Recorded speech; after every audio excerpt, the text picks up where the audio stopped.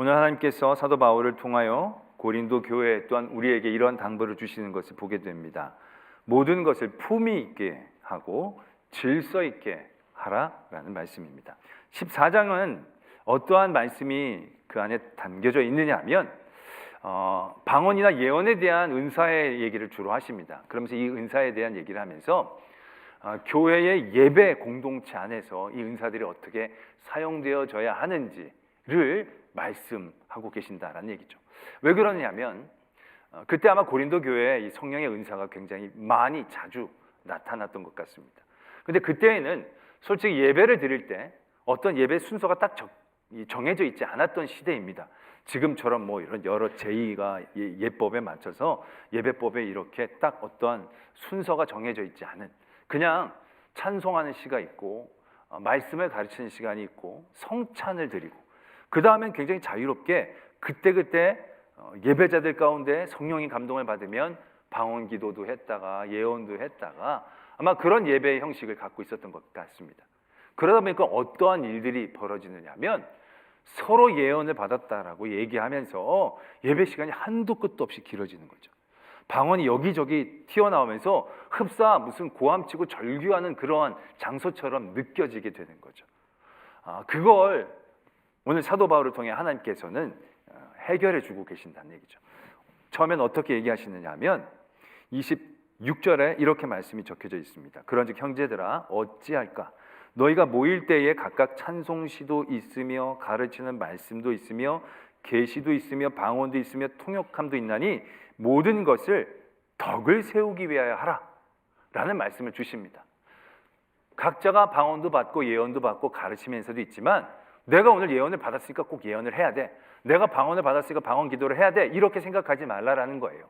그냥 자기가 받은 은혜에 함몰되지 말고 그것이 예배 공동체의 덕을 세우는 일인지 아닌지 꼭 먼저 생각하는 기준, 원칙을 가져야 한다는 것입니다. 내가 오늘 어떠한 은혜를 받았다 할지라도 이 은혜를 얘기하고 나누는 것이 우리 교회 공동체 안에 덕이 되어지고 하나님 앞에 영광이 되는지를 한 번 더 생각해야 되는 그 원칙을 그런 모든 상황 가운데 제시하고 계신다는 얘기죠. 그리고 또 한 가지를 권면합니다. 뭐냐면 질서입니다. 질서. 그 다음에 말씀이 이런 식으로 됩니다. 방언을 하려고 하면 2사람이 해라. 많아야 3사람. 그리고 이 방언을 하는데 통역하는 은사를 갖고 있는 사람이 옆에 없으면 예배 시간에는 하지 마라. 집에 가서 해라. 그런 분명한 원칙을, 그러니까 질서를 제시하고 계신다는 거죠. 왜냐하면 방언이라는 것이 자기가 하나님의 말로 하는 건데 통역이 없으면 회중들 앞에 할 이유가 없다라는 얘기죠. 그러니까 자기가 방언 받았다라고 막 그냥 기도하고 소리치지 말라라는 겁니다. 그 공동체 안에서. 예언을 할 때도 마찬가지입니다.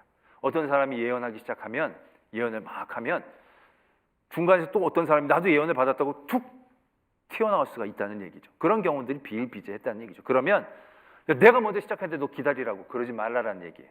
예언하는 영은 예언하는 영으로 제재가 온다는 거예요. 하나님이 어떤 사람에게 예언의 영을 주셔서 말하게 한다면 너는 이제 그만 말하라 라는 어떤 질서를 세워주시는 거예요. 어떤 사람이 난 2마디밖에 안 했는데 저쪽에서 누가 툭 튀어나왔어? 2마디밖에 안 했는데 그런 말 하지 말라는 거예요. 2마디든 1마디든 다른 사람이 툭 튀어나오면 인정해 주라는 거예요. 넌 이제 그만해도 된다는 하나님의 뜻으로 알라라는 거예요. 그러한 질서를 제시해 주시는 것을 말씀에서 오늘 보게 되어진다는 거죠. 솔직히 이건 고린도 교회 교인들에게만 필요한 것이 아닙니다. 지금 이 시대 우리에게도 주시는 도전의 말씀이다라는 거죠. 첫 번째로 여러분들은 예배를 드릴 때 어떠한 원칙이 있습니까? 예배를 드릴 때 여러분들의 마음 가운데 모든 것들을 할 때 분명히 이것을 향하여 가는 어떤 원칙이 있느냐는 거죠. 대부분의 예배자들은 마치 있는 것처럼 앉아 계시지만 대부분 없을 때가 많아요. 우리 교회는 그런 분들이 한 분도 없는데 다른 교회는 한두 분씩 꼭 있다는 얘기를 자주 듣는데 어떤 분들이 있냐면 예배 시간에 대표 기도할 때 꼭 10분 이상씩 기도하는 분들이 계세요. 그러면 여러분들 우리는 경험을 못 해봐서 모르시겠지만 대표 기도를 하는데 10분 기도를 하면요 나중에는 은혜가 안 되다 못해 분노가 치밀어 오를 때가 적지 않은 거죠. 예배 완전히 망치는 겁니다. 그래가지고 참다 못해 사람들이 얘기한다는 거예요. 제발 그러지 말라고. 그럼 알았다고 짧게 하겠다고. 그 짧게 하겠다고 해서 올라가고는 또 10분 거의 다 한다는 거예요. 그럼 다들 얘기를 하는데 왜 그러냐고 도대체. 그럼 그런 분들이 하는 얘기가 다 거의 비슷합니다. 뭐라고 얘기하냐면 성이 안 찬다는 거예요. 10분 아래로 하면 기도 안 한 것 같다는 거예요. 10분 안으로 10분 아래로 하는 게 자기는 도저히 못 하겠다는 거예요. 누구 성에 차여지는 기도입니까? 그 예배 공동체의 덕을 세우는 게 아닌 거죠. 자기 만족적인 기도를 한다는 거예요. 자기 유익을 위해서 자기 성질에 맞게 자기가 하고 싶은 대로 하지 않으면 안 되는 거. 이게 우리 예배자들 가운데 얼마나 적지 않게 가지고 있는 마음인가라는 것이죠. 여러분들도 똑같은 경우에서 생각해 보셔야 됩니다. 여러분들이 예배를 오늘 드리러 왔어요. 예배를 드리러 왔을 때 여러분들은 예배자로 오신 겁니까? 청취자로 오신 겁니까? 대부분 예배자로 오신 겁니까? 물으면 아멘이라고 얘기하겠지만 대부분의 태도는 청취자일 때가 많아요. 찬양을 오늘 할렐루야 찬양대 얘기가 아니라요. 찬양대가를 하는데 찬양대가 막 음이 틀리고 중간에 누가 툭툭 튀어나와. 그럼 여러분들 어떻게 생각하십니까? 이거 틀렸어. 잘 좀 준비하지. 찬양대가 저래. 이런 태도 갖지 않으십니까? 평가자와 판단자로 쓰는 거예요. 목사님이 설교를 하는데 설교가 은혜가 안 돼. 그럼 여러분들이 어떤 마음을 가지십니까? 오늘 목사님 기도를 별로 안 했네. 준비를 별로 안 했네. 요즘 영성이 떨어진 것 같더라. 그러면서 뭘 얼마나 안다고 나를 평가를 하고 갑자기 흥분하고 그러죠. 하여튼 막 평가가 판단자 그런 자리에 설 때가 많은 거예요. 그리고 자기가 듣고 싶은 거, 자기에게 유익이 되는 거, 자기 은혜에만 집중할 때가 많이 있다라는 얘기죠. 이건 예배자가 아닙니다. 이건 청취자이고 시청자이고 평가자이고 판단자일 뿐이다라는 얘기죠. 자기 유익만을 위해 예배를 드리는 것은 예배가 아닌 것이죠. 그렇다면 그러한 자리에서 하나님의 덕을 생각하고 교회 공동체의 덕을 모든 예배자들이 함께 예배를 은혜를 받기를 원하는 마음을 가진 사람들의 태도는 어떠하겠습니까? 예배를 드리러 왔는데 찬양대가 뭔가 좀 수상해. 음이 막 틀리기 시작해. 그럼 그 다음부터 어떻게 됩니까? 아유, 저 찬양대가 오늘 이러면 안 되는 거죠. 그때부터 기도가 되죠. 주여, 저들에게 박자의 영을, 음정의 영을 허락하여 주시옵소서. 되살아나게 해주십시오. 막 기도했는데도 찬양이 막 중구난방으로 가면 그때는 또 바르게 기도의 태세를 바꾸면서 주여, 좋지 않은 음성에서도 은혜는 있는 줄로 믿습니다. 저 찬양에도 우리가 감동받게 해주십시오. 이게 동요가 아니에요. 함께 덕을 세우고 함께 예배를 세워나가는 사람들의 마음이면 그렇지 않겠습니까? 여러분들 설교가 시작이 됐는데 설교가 영 별로야. 근데 여러분들이 저희 어머니나 저희 아내라고 생각해 보세요. 그 다음부터 어떻게 됐겠습니까? 제가 저 집에서 저렇게 하든지 저러네 이러지 않잖아요. 그때 또 간절하게 기도가 되죠. 저러면 안 됩니다. 하나님 살려주십시오. 다시 은혜의 영을 주시옵소서. 설교가 유창하게 되고 많은 사람들 은혜 받게 해주십시오. 그런 마음이 들겠어요? 안 들겠어요? 그런 마음을 갖게 된다는 거예요. 이게 교회의 덕과 하나님의 영광을 생각하는 예배 공동체, 그 예배 공동체가 가져야 될 원칙이 되어져야 한다라는 얘기죠. 내가 방언을 했네, 내가 예언을 하네, 내 방언이 진짜 수준 높은 예언이고 내 방언이 질 높은 방언이네, 이런 걸 자랑하라고 하나님이 은혜를 주신 게 아니에요. 그 모든 것들을 통하여 교회 공동체의 덕을 세우는 것에 우리는 깨어 있어야 한다는 거예요. 내가 지금 굉장히 감격스러운 방언을 받았어. 그런데 한 번 더 생각해 보는 거예요. 이 방언을 지금 하는 게 이 교회 공동체 안에 덕이 되고 하나님 앞에 영광이 될지, 그걸 한 번 더 생각해 보아야 한다는 얘기죠. 그 다음에 질서에 대한 부분도 마찬가지입니다. 우리가 예배를 드릴 때 질서? 우리는 뭔가 순서가 딱딱딱 정해져 있기 때문에 굳이 질서가 필요할 것 같아 보이지는 않습니다. 근데 이 질서는요, 모와 열을 맞추고 순서와 차례를 맞추는 질서만을 의미하는 게 아닙니다. 33절에 보면 이렇게 말씀이 적혀져 있어요. 하나님은 무질서의 하나님이 아니시오 오직 화평의 하나님이시니라. 무질서의 하나님이 아니시면 질서의 하나님이셔야 되는데 단순한 질서의 하나님이 아니라 화평의 하나님이라고 말씀하고 계신다는 거예요. 때문에 여기서 요구하는 질서는 단순히 순서와 차례를 지키고 맞추라는 데 그치지 않는다는 거예요. 그것이 분명히 화평을 위한 일들 가운데 행해져야 한다는 얘기죠. 예배를 드리러 오는데 엘리베이터를 타려고 했더니 줄 서서 딱 타려고 하는데 뒤에 있는 분이 막 밀고 들어와요. 사람들이 안에도 많은데 자기 못할까 봐 막 밀고 들어와서 내가 막 밀려서 들어와서 내가 거의 밀려날 뻔했어. 그럼 여러분들 마음이 어떻게 하겠습니까? 이 사람 되게 무례하다, 이 무질서하다, 질서 좀 지키세요, 뒤에 나중에 타세요, 막 이러고 싶어 하잖아요. 근데 이러한 질서가 아니라는 얘기예요. 어떠한 질서냐면 화평을 이루기 위한 우리 안에서의 질서라는 거예요. 처음에 그렇게 들어오면 화내고 정죄하기 전에 한번 살펴보라는 얘기예요. 살펴봤더니 그 사람이 얼굴색이 안 좋아. 몸이 안 좋으니까 빨리 타고 싶어 했겠구나. 어지간히 급했겠구나. 불편하니까 계단이 힘들겠구나.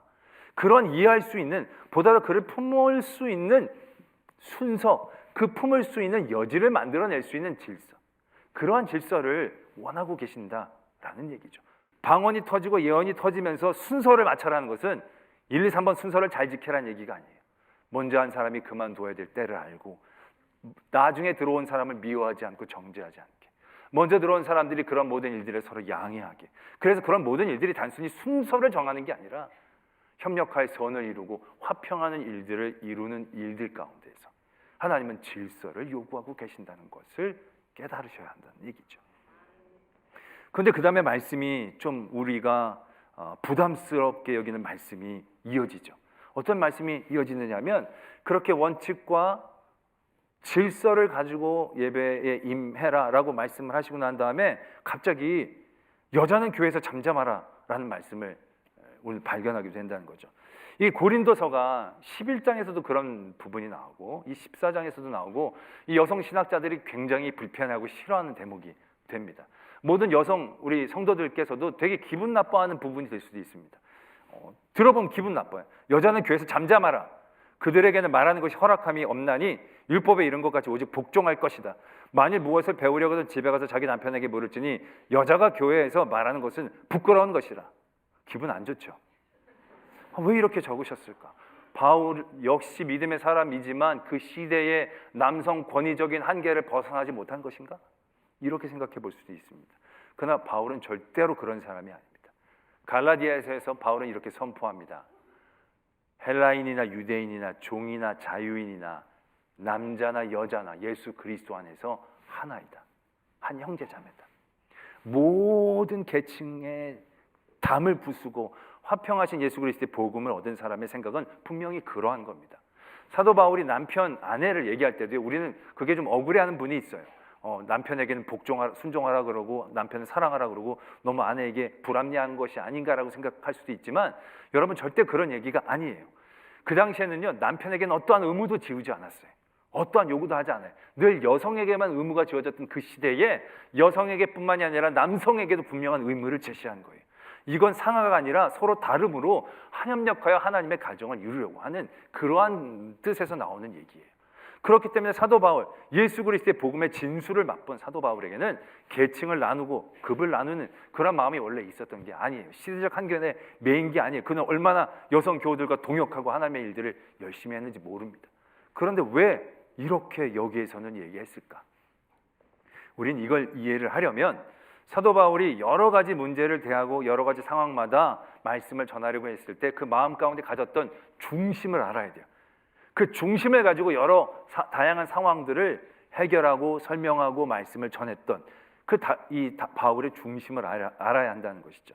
그 바울의 중심이 뭐냐면 23절에서부터 25절까지 얼핏 그게 나타나는데요. 그러므로 온 교회가 함께 모여 다 방언으로 말하면 알지 못하는 자들이나 믿지 아니하는 자들이 들어와서 너희를 미쳤다 하지 아니하겠느냐. 그러나 다 예언을 하면 믿지 아니하는 자들이나 알지 못하는 자들이 들어와서 모든 사람에게 책망을 들으며 모든 사람에게 판단을 받고 그 마음에 숨은 일들이 드러나게 되므로 엎드려 하나님께 경배하며 하나님이 참으로 너희 가운데 계신다 전파하리라. 다윗은 모든 문제를 대할 때 그의 마음에 갖고 있었던 중심이 있습니다. 그게 바로 뭐냐면 선교입니다. 전도입니다.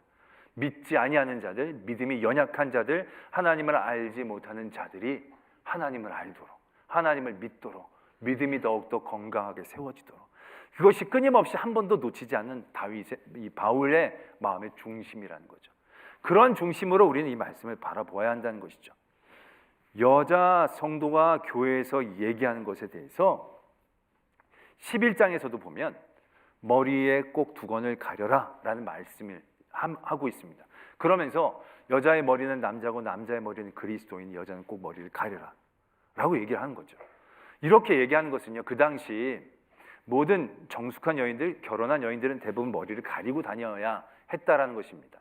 머리를 가리고 다니지 않는 부류가 있었는데 누구냐면 창녀, 이방 신전에서 일하는 제녀들, 그런 사람들만 자유롭게 머리를 가리지 않은 거예요. 근데 그때 고린도 교회에 믿음의 여성 성도들 중에 선각자 되는 분들이 이 믿음으로 우리는 자유롭게 됐고 계급이 없고 상하가 없고 동등하니까 우리 여자들도 두건 쓰지 않고 남자들처럼 그냥 하겠다, 이렇게 나타나는 분들이 더러 계셨다는 얘기죠. 근데 그게 믿음의 심지는 좋지만 믿지 않고 알지 못한 사람들이 교회 공동체를 바라보기에는 너무 그들에게 상처를 주는 상황이 될 수 있겠다 생각한 거죠. 왜? 교회 공동체는 다 저렇게 좀 이상한 사람들만 있네, 저기 좀 여자들이 좀 안 좋네, 그러면서 복음에 대해서 알지도 못하면서 마음의 문이 먼저 닫힐까 봐 그런 가운데 머리에 꼭 두건을 쓰라고 얘기를 하고 있다는 얘기죠. 마찬가지입니다. 교회 공동체 안에서 계시를 받거나 방언을 받을 때 여성들도 적지 않게 받았을 겁니다. 그분들이 계시와 방언을 하는 가운데에서 여성의 발언권들이 교회 공동체 안에서 열린 거죠.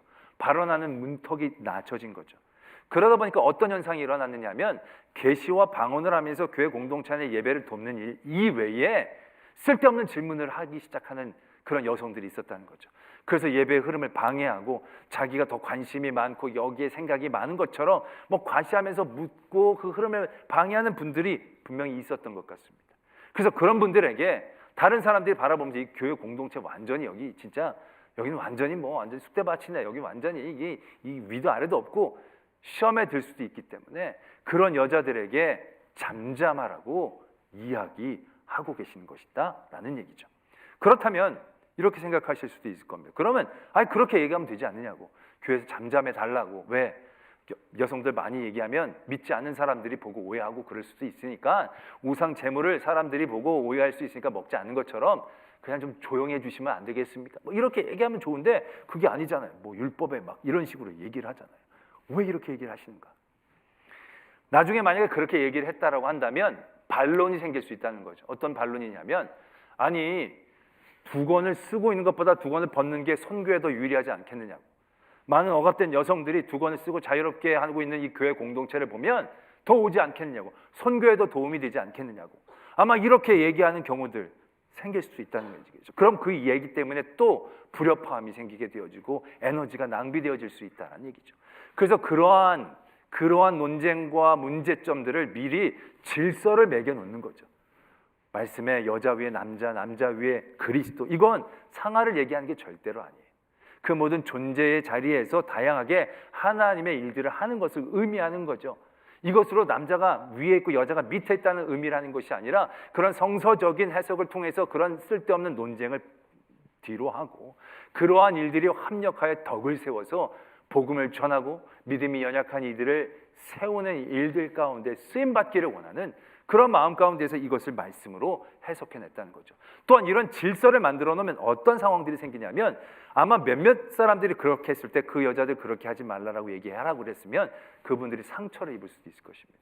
그들에게 이러한 질서를 제시하며 권면을 하는 거죠. 특정인을 정죄하는 게 아니라 이런 일들을 권면하며 상처받지 않고 자기가 깨달아서 하나 되며 화합하는 그런 모습을 원했기 때문에 이러한 말씀으로 선교적인 덕과 질서를 위해 이렇게 말씀하신 것으로 우리는 이해해 볼 수 있다라는 것입니다. 이렇게 되면 우리는 하나님께서 모든 것을 품위 있게 하고 질서 있게 하라는 것에 이 품위와 질서의 영적인 의미들을 보다 더 분명하게 깨달을 수 있게 되어지는 거죠. 며칠 전에 어떤 기사를 봤습니다. 그 기사의 내용은 뭐냐면, 어떤 분이 지하 주차장에서 차를 빼고 나가는데 옆에 있는 차를 긁었습니다. 고급 외제차라고 합니다. 내려서 봤더니 이렇게 스크래치가 난 거예요. 가만히 들어봤더니 스크래치 안에 원래 있었던 기스 같은 게 있었던 것 같은 느낌이 받은 거예요. 그래서 차주인에게 문자를 보내서 제가 차를 긁었습니다, 좀 와서 보시죠. 그랬더니 답이 오는데 차주인이 괜찮습니다, 그냥 가시지요, 그렇게 얘기를 하는 거예요. 근데 그냥 갔다가 나중에 또 덤태기를 쓸 수도 있지 않습니까? 그래서 제가 뭔가 있는 기스에 스크래치를 낸 것 같은데 한번 보시면 좋겠습니다, 또 문자를 보냈더니 이 차주인이 뭐라고 답장이 오느냐면, 제가 지금 예배 중이라서 나갈 수가 없습니다. 바퀴만 굴러가면 저는 상관이 없습니다. 그냥 가셔도 좋습니다. 이렇게 이제 문자를 보냈다는 거예요. 그래서 오긴 왔는데 내심 찝찝하니까 예배 끝나고 꼭 좀 연락 좀 해달라고 문자를 보낸 거죠. 그때 그 차주인이 문자를 보내온 걸 이분이 보고 감동을 받아서 사연을 올린 게 기사에 뜬 겁니다. 근데 그 차주인이 어떤 문자를 보냈느냐 하면 이렇게 보냈다는 거죠. 많이 놀라셨죠? 괜찮으시죠? 그리고 스크래치는 오래된 것이 아니고 새로 생긴 것이 맞네요. 제 차는 올해 4월 중순에 앞범퍼를 같은 아파트 입주민이 심하게 박아서 수리를 받고 5월 초에 나왔거든요. 그리고 약간 긁힌 것은 개의치 않으니 그냥 타도 상관없어요. 바퀴나 범퍼가 떨어진 것이 아니면. 제 생각에 나중에 집사님 차를 어느 분이 혹시 살짝 긁으면 상황에 따라 다르겠지만 조금 봐주시면 어떨까 합니다. 제 생각은 세상의 모든 것들은 중립적인 것이라고 생각을 해서요. 돈도 칼도 차도 핸드폰도 모두 중립적인데 사용하는 사람에 따라서 은혜롭게 아니면 그 반대 여러 가지 상황을 가져오는 것 같습니다. 별로 중요하지 않은 것에 목숨 걸지 말아야 하는데 저도 잘 안 돼서 항상 회개합니다. 차도 바퀴가 빠지거나 범퍼가 떨어지지 않는 한 그냥 타도 무방하다고 생각을 해서요. 라는 문자를 보냈다는 거죠. 그 장소가 어떤 특정한 장소라고 얘기하지 않지만 저는 교회 지하 주차장인 것 같습니다. 그리고 그 교회가 우리 청운교회이길 간절히 바랬습니다. 여러분, 좋은 차를 타고 다니고 차에서 내리는 게 품위가 아닙니다. 이러한 교인이 품위 있는 교인인 것입니다. 중립적이라고 생각하잖아요. 뭐든지 차도 중립적인 겁니다. 그래서 차를 누가 긁어가지고 야 이놈의 자식 나와 막 이래가지고 한 푼이라도 더 받으려고 생각하면 그 차는 어떤 역할을 하는 겁니까? 자기를 아주 쪼잔하고 악하게 만드는 도구가 되는 거예요. 근데 차가 스크래치가 났어요. 근데 이걸 선한 도구로 사용하는 거예요. 내가 한번 눈 감아주고 하나님 앞에 영광을 돌리니 가운데 쓰면 이 차는 스크래치가 나서 보기엔 흉하지만 하나님의 영광을 돌리고 공동체의 덕을 세우는 도구가 되어진다는 얘기죠. 아니 놀라운 발상 아니겠습니까? 우린 차는 타는 거라고만 생각했지 덕을 세우고 영광을 돌리는 도구라고 생각하지는 않잖아요. 그런데 그것을 그렇게 생각하고 그러한 원칙을 가지고 이분이 살려고 노력한다는 것입니다. 품위와 품격은 이러한 덕을 세우는 위치 가운데에서 세워질 수 있는 것입니다. 자기의 나타냄, 자기의 자랑, 자기의 유익을 취득하고 나타내는 게 품위가 아닙니다. 자기를 낮추고 공동체의 덕과 하나님의 영광을 위하여 자기의 손해와 유익들에 대하여 넘어설 수 있는 성도, 그게 품위입니다. 오늘 예수님은 그런 품위를 우리에게 말씀하고 계시죠. 예수님의 품위가 바로 그것 아닙니까? 높은 곳에 전능하신 하나님, 그 능력의 하나님의 아들 예수 그리스도가 이 땅에 오셔서 기스나고 스크래치나고 무시당하고 억울하고, 그런데 하나님의 영광을 위해 사십니다. 모두가 구원받는 일에 덕을 세우기 위해 예수님은 넘어서셨습니다. 그때 예수님의 품격이 나타나는 겁니다. 성도들에게 그런 품격을 요구하고 계시는 겁니다. 자기의 유익이 아니라 그 일들을 위하여 자기를 넘어서셔야 돼요.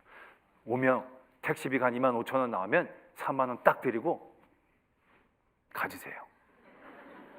그러면서 할렐루야 하면 나오면 그게 품격 아니겠습니까? 다 주세요, 다 주세요. 30원까지 다 주세요. 이거 그런 거 아닙니다. 우리가 권사라는 걸, 안수입사라는 걸 시장에서 깎지 마세요. 그냥 오히려 더 주려고 하세요. 왜? 하나님의 영광을 위해, 공동체 덕을 세우기 위해. 그게 품입니다. 그게 품이. 많이 깎아갖고 온 게 품이가 아니고 정말로 많이 손해본 게 품입니다. 하나님의 영광을 위해 내가 고생당하고 억울한 게 품위입니다. 질서도 옳고 그르고 바라서 정죄를 하고 너 바르다 옳다라는 것을 줄 세운 게 질서가 아닙니다.